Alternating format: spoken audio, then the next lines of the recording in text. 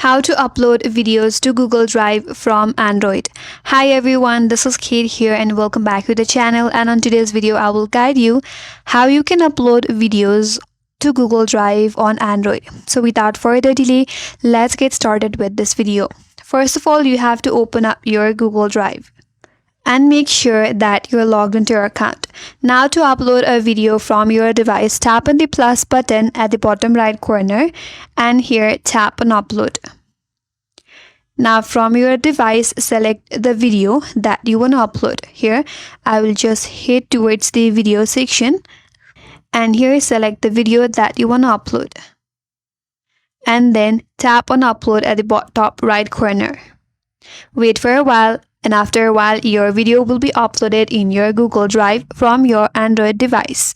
Here it says upload complete. If you refresh your page, you will find your video in your drive.